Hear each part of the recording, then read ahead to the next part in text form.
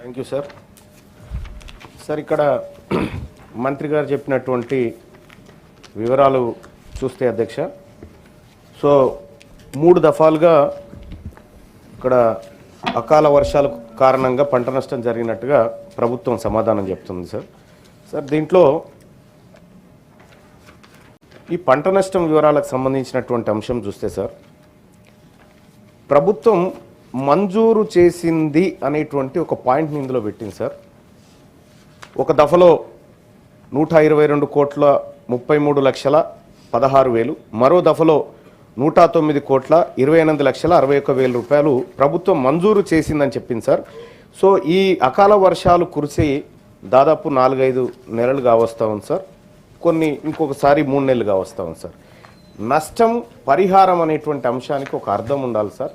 నష్టం జరిగిందంటే వెంటనే తక్షణమే ఆదుకోవడానికి ప్రభుత్వం చేసేటువంటి తక్షణ చర్యల్లో ఒక భాగం సార్.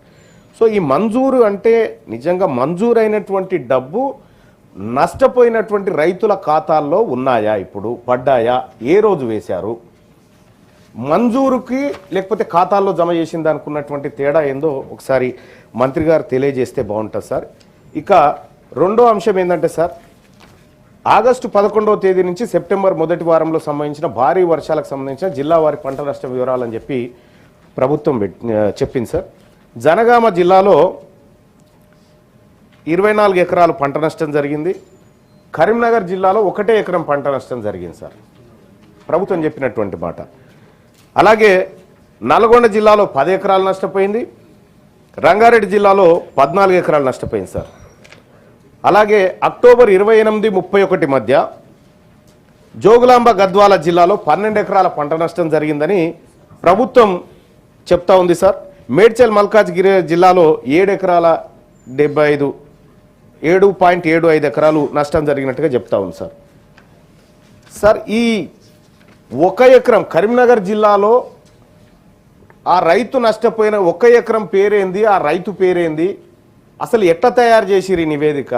మనం అందరం చూసినాం, వర్షాలు పడి రైతాంగం అంతా అతలాకుతలం అయిపోయింది. గౌరవ ముఖ్యమంత్రి గారే హెలికాప్టర్లో పర్యటన చేసి పరిస్థితిని సమీక్షించిండ్రు. వ్యవసాయ అధికారులు క్షేత్రస్థాయిలోకి పోయారా ఈ అంచనాలు వేయడానికి? లేదు అనంటే ఆఫీసులలో రాసుకొచ్చినటువంటి లెక్కలు ఇవి. ఈ 2 అంశాలు తేలాలి సార్. ఇక అలాగే సార్ మూడో సార్, సెప్టెంబర్ 2025 11వ తేదీ నుంచి అక్టోబర్ 7వ తేదీ మధ్య అకాల వర్షాలు సంభవించినాయి సార్. తద్వారా 24,592 మంది రైతులు ఎఫెక్ట్ అయినారని చెప్పి చెప్తా ఉన్నారు సార్. సార్ దానికి ఇప్పటి వరకు అంటే ఇంకా డబ్బులు విషయంలో అంచనా వేశారు తప్ప కానీ దానికి ఎలాంటి కనీసం ఈ మంజూరు అనేటువంటి పదం కూడా కనిపించట్లేదు సార్ అక్కడ. మరి ఈ డబ్బులు కూడా వేస్తారా? ఇప్పటి వరకు ఈ 3 అకాల వర్షాలకి ఎంత నష్టపరిహారం ప్రభుత్వం రైతుల ఖాతాల్లో జమ చేసింది, ఇంకా ఎంత జమ చేయాల్సి ఉంది? ఈ ఫీల్డ్ లెవెల్లో చేసినటువంటి సర్వేలో ఏ పారామీటర్స్ వాడారు? గ్రౌండ్ సర్వేనా లేకపోతే కాగితాలకే పరిమితమైందా? పొలాల్లోకి వెళ్ళి ఫీల్డ్ సర్వేలు చేయాల్సినటువంటి అవసరం ఉంది. అటువంటి విధానం ఏమైనా చేసిందా ఈ ప్రభుత్వం? సార్ ఇక పంట నష్టం విషయానికి వస్తే ఒక రైతుకు 5 ఎకరాలు ఉంటుంది సార్. అందులో 2 ఎకరాలు పోతుంది ఒక ఆయనకు, లేదంటే 1 ఎకరం పోతుంది, లేదంటే 3 ఎకరాలు, లేదంటే మొత్తం 5 ఎకరాలు పోతుంది. అలా 100% పంట లాస్ అయిన రైతుల సంఖ్య ఎంత? లేదంటే కొద్దిగా పాక్షికంగా నష్టపోయినటువంటి రైతుల సంఖ్య ఎంత? ఈ వివరాలని ప్రభుత్వం చెప్పాల్సి ఉండే సార్. ఇంక ఇందులో కనిపించడం లేదు. తదుపరి మంత్రి గారు ఆ వివరాలు చెప్తారని అనుకుంటా ఉన్నాను సార్. ఇక అలాగే సార్ ఇప్పుడు పంట నష్టపోతే 10,000 రూపాయలు పరిహారం అని చెప్తా ఉన్నాం సార్. ఒక ఎకరాకు 10,000 రూపాయలతోటి సరే, నేను పూర్తి స్థాయిలో 10,000 రూపాయలతోటి ఆ ఎకరం మళ్ళీ బాగుపడుతుందని చెప్పడానికి కూడా లేదు సార్. కానీ రైతు విషయంలో మాత్రం కొంత ఎక్కువ ఇవ్వాల్సినటువంటి అవసరం ఉండే సార్.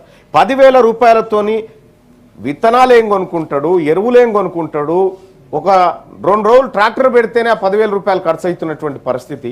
సో మరి రైతుకు పెట్టుబడి కింద ఈ 10,000 రూపాయలు సరిపోతాయా? లేకపోతే రాష్ట్ర ప్రభుత్వం ఎన్నో ఖర్చులు చేస్తూ ఉన్నారు సార్, మనం ఎన్నెన్నో ఖర్చులు చేస్తూ ఉన్నాం. రైతుల విషయంలో కొద్దిగా ఎక్కువ ఖర్చు చేయడం వల్ల వచ్చే నష్టం ఏం లేదు. రైతు ఎందుకంటే తెలంగాణ రాష్ట్రం 60% వ్యవసాయ ఆధారిత రాష్ట్రం సార్. 60% వ్యవసాయ ఆధారిత రాష్ట్రంలో రైతుల సంక్షేమానికి రాష్ట్ర ప్రభుత్వం రాజీ పడకుండా నిధులు ఖర్చు చేయాల్సినటువంటి అవసరం ఉంది సార్. సో మరి ఇప్పుడు ఎకరాకు ఎంత సరిపోతుంది సార్? ఎన్ని విత్తనాల విషయంలో పంట నష్టం జరిగినటువంటి రైతులకు ఏమైనా ప్రత్యేక సబ్సిడీలు ఇస్తా ఉన్నారా? లేదంటే ఎరువుల పంపిణీ విధానంలో ఏమైనా ప్రత్యేక చొరవ తీసుకుంటా ఉన్నారా? మరి ఆ రైతులు ఆగమైనటువంటి రైతులను ఆదుకోవడంలో తెలంగాణ రాష్ట్ర ప్రభుత్వం చొరవ చూపాల్సినటువంటి అవసరం ఉంది సార్. ఇక అలాగే సార్ ఇప్పుడు పంట నష్టపోయినటువంటి రైతుల జాబితా ఇచ్చారు సార్. దాదాపుగా 2,40,412 మంది రైతులు ఈ అకాల వర్షాల కారణంగా నష్టపోయినట్టుగా నివేదికలు చెప్తా ఉన్నాయి సార్. సార్ ఇందులో కౌలు రైతుల సంఖ్య ఏది సార్? కౌలు పట్టుకొని ఒకరి దగ్గర వ్యవసాయం చేసేటువంటి రైతు ఆయనకున్న 1 ఎకరం తీసుకుంటాడు, లేదంటే పక్కోలతో 3-4 ఎకరాలు తీసుకొని వ్యవసాయం చేసుకుంటాడు సార్. మరి ఇది నష్టపోతే సార్ కౌలు రైతుల లెక్క ఇందులో ఉందా? కౌలు రైతులకు నష్టపరిహారం చేరాలంటే ఎట్లా? మరి అసలు రైతుకు పోయి పట్టదారికి పోయి కౌలు రైతుకు దక్కకపోతే మళ్ళీ కౌలు రైతు పరిస్థితి ఏంది? కాబట్టి కౌలు రైతు విషయంలో కూడా ఈ రాష్ట్ర ప్రభుత్వం స్పష్టతనివ్వాలి సార్. వ్యవసాయ శాఖ మంత్రి గారు, గౌరవ మంత్రి గారు ఈ విషయంలో నాకు ప్రత్యేక సమాధానం చెప్తుందని అనుకుంటున్నాను సార్. ఇక సార్ మళ్ళీ నష్టపోయినటువంటి పంట విషయంలో ప్రభుత్వం ఇంకా ఇది క్వశ్చన్ అవర్ ఇది సార్. అదే సార్ ఇన్ని క్వశ్చన్లు సప్లిమెంటరీ వేస్తే ఎట్లా? ఇంకో ఆయన ఉన్నాడు అంటే సార్ ఇది రైతుల విషయం సార్. దయచేసి మీకు తెలియదు కాదు సార్, ఇది రైతులకు సంబంధించినటువంటి క్వశ్చన్ అవరే సార్. కాకపోతే ఏమంటున్నాను సార్, ఇందులో ప్రభుత్వం అడిగిన దాంట్లో సమాధానాలు లేనప్పుడు మరి నేను ఎవరిని అడగాలి సార్? తమరినే కాదు సార్. ప్లీజ్ సార్ కంప్లీట్ చేస్తా ఉన్నాను సార్. సార్ ఇంకా